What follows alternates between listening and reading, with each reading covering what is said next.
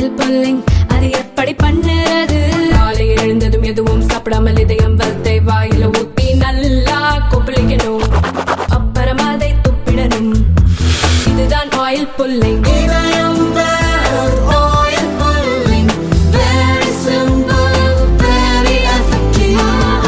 டெல்லி ரயில் நிலையத்தில் கும்பமேளாவுக்கு செல்லும் ரயிலை பிடிக்க ஒரே நேரத்தில் ஏராளமான பயணிகள் குவிந்ததால் கூட்ட நெரிசல் ஏற்பட்டு பயணிகள் 18 பேர் பரிதாபமாக உயிரிழந்தனர்.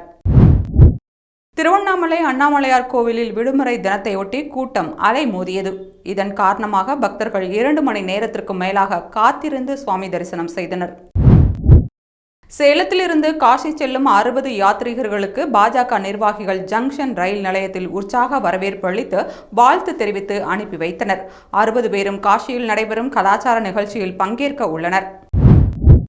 போடியில் தனியார் தங்கும் விடுதியில் முதியவர் ராஜா என்பவர் மர்மமான முறையில் உயிரிழந்த நிலையில் சடலமாக மீட்கப்பட்டார்.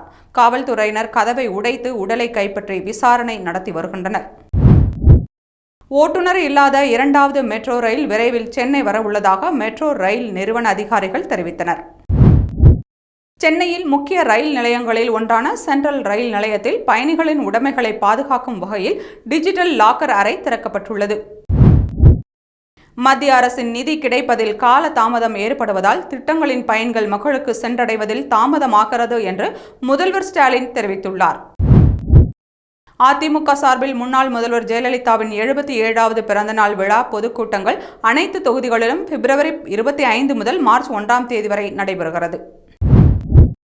பிரதமரின் வீடு கட்டும் திட்டத்தில் மத்திய அரசின் பங்கு நிதியை உயர்த்த வேண்டும் என்று முதல்வர் ஸ்டாலின் தலைமையில் நடந்த திஷா கூட்டத்தில் விசிக, மதிமுக ஆகிய கட்சிகள் வலியுறுத்தல். தடை செய்யப்பட்ட விடுதலை புலிகள் அமைப்பின் தலைவரான பிரபாகரன் படத்தை பொது வெளியில் பயன்படுத்த சீமானுக்கு தடை விதிக்க கோரி உயர்நீதிமன்றத்தில் வழக்கறிஞர் சார்ல்ஸ் அலெக்சாண்டர் வழக்கு. கடந்த காலங்களில் சிபாரிசுகள் அடிப்படையில் தரப்பட்ட பத்ம விருதுகள் தற்போதைய ஆட்சியில் வெளிப்படைத்தன்மையுடன் வழங்கப்படுகிறது என்று ஆளுநர் RN ரவி கூறினார். மார்க்சிஸ்ட் கட்சியின் 24வது அகில இந்திய மாநாடு மதுரையில் ஏப்ரல் 2ஆம் தேதி முதல் 6ஆம் தேதி வரை நடைபெற உள்ளது. மாநாட்டுக்கான ஏற்பாடுகளை கட்சியின் அரசியல் தலைமை குழு ஒருங்கிணைப்பாளர் பிரகாஷ் கரத் ஆய்வு செய்தார். ஆந்திர மாநிலத்தில் பறவை காய்ச்சல் தாக்கம் ஏற்பட்டுள்ளதால் நாமக்கல் பகுதியில் உள்ள கோழிப்பண்ணைகளில் நோய் தடுப்பு நடவடிக்கைகள் தீவிரப்படுத்தப்பட்டுள்ளன. தமிழக பட்ஜெட்டில் 17% நிதியை வேளாண்மை மற்றும் உழவர் நலத்துறைக்கென ஒதுக்கீடு செய்ய வேண்டும் என்று முன்னோடி விவசாயிகள் வலியுறுத்தல்.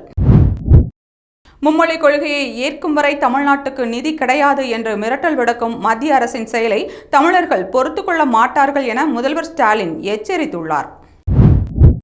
பாஜக அரசு ஹிந்தி, சமஸ்கிருத மொழிகளை திணிப்பதற்கு தேசிய கல்விக் கொள்கையை ஒரு கருவியாக பயன்படுத்தி மாநில அரசுகளின் கல்வி உரிமையை நசுக்க நினைப்பதை ஒருபோதும் ஏற்க முடியாது என்று மதிமுக பொதுச் செயலாளர் வைகோ கண்டனம்.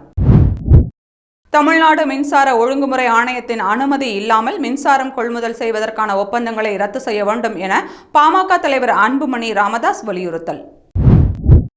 பல மொழி இனத்தை அழித்து ஒரே தேசமாக கட்டமைக்க முயற்சி நடக்கிறது. அதிகாரத்தை வைத்துக்கொண்டு ஆடாதீர்கள் என்று மும்மொழி கொள்கை தொடர்பாக நாம் தமிழர் கட்சியின் தலைமை ஒருங்கிணைப்பாளர் சீமான் ஆவேசம். மும்மொழி கொள்கையை வலிய திணிப்பது மாநிலங்களின் தன்னாட்சி உரிமையை பறிப்பது அன்று வேறென்ன என தாவேகா தலைவர் விஜய் கண்டனம்.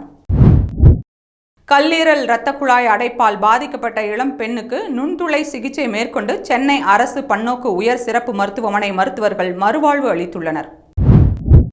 கருத்து சுதந்திரத்திற்கு எதிரான எதேச்ச அதிகார போக்கை பாஜக அரசு கைவிட வேண்டும்.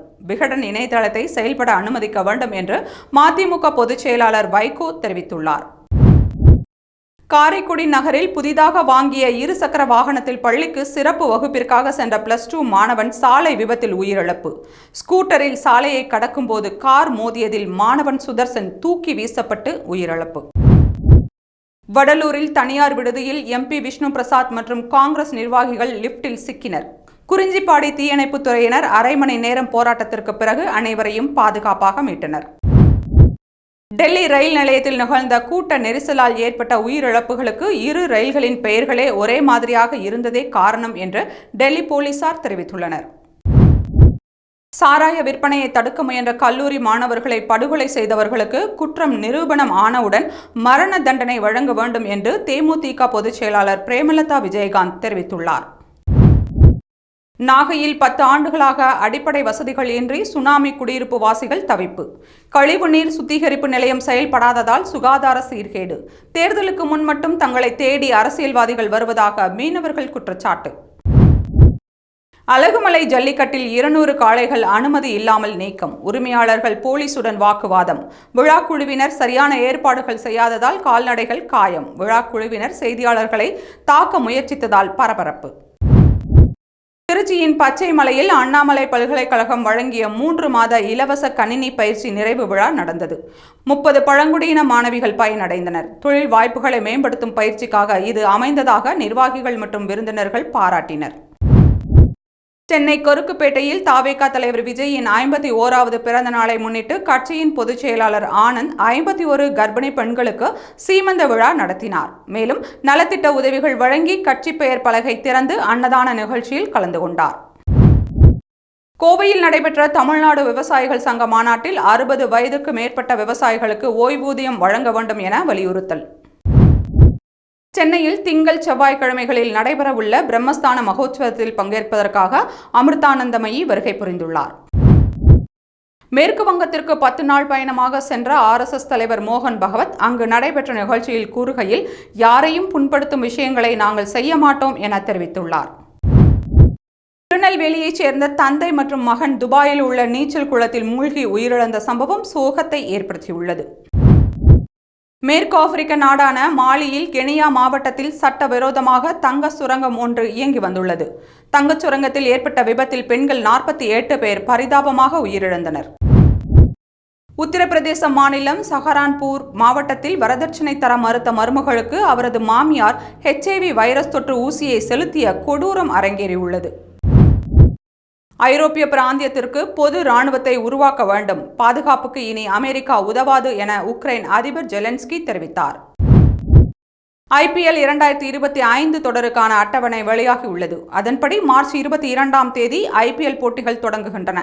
முதல் போட்டியானது KKR மற்றும் RCB அணிகளுக்கு இடையே கொல்கத்தாவில் நடக்க உள்ளது.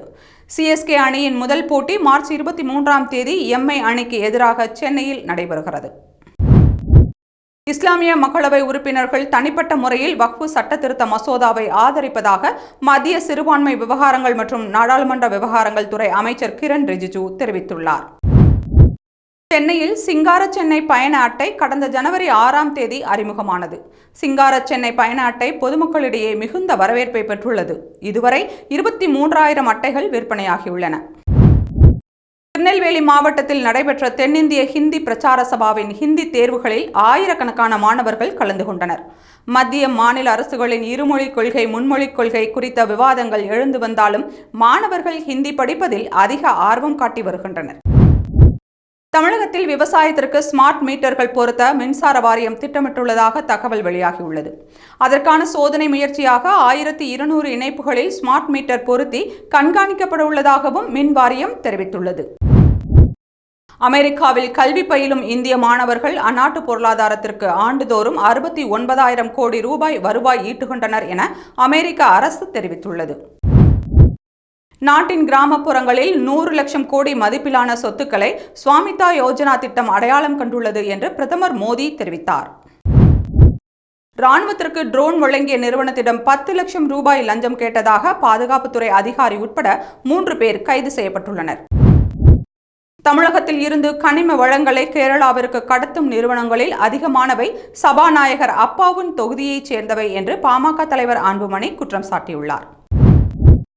உட்கட்டமைப்பு மற்றும் கல்வியில் மிகப்பெரிய சீர்திருத்தங்களை ஏற்படுத்தி உலகின் எதிர்காலத்தை இந்தியா நிர்ணயிக்கிறது என்று பொருளாதார ஒத்துழைப்பு மற்றும் மேம்பாட்டுக்கான அமைப்பின் தலைமை பொருளாதார நிபுணர் அல்வாரோ பெரேரோ தெரிவித்தார். ஃபாஸ்டேக் விதிமுறைகளில் மத்திய அரசு அமைப்பான இந்திய தேசிய கட்டணக் கழகம் சில மாற்றங்களை கொண்டு வந்துள்ளது. இவை நாளை முதல் அமலுக்கு வரும் என்று தெரிவிக்கப்பட்டுள்ளது. அமெரிக்காவில் இருந்து 2வது ராணுவ விமானத்தில் பஞ்சாப் அழைத்து வரப்பட்ட சட்டவிரோத குடியேறிகளும் கைகளில் விலங்கிடப்பட்டு கால்கள் சங்கிலியால் கட்டப்பட்டு விமானத்தில் அழைத்து வரப்பட்டனர். மயிலாடுதுறையில் கல்லூரி மாணவர்கள் 2 படுகொலை செய்யப்பட்ட சம்பவத்தில் மேலும் ஒரு சாராய வியாபாரி கைது செய்யப்பட்டுள்ளார்.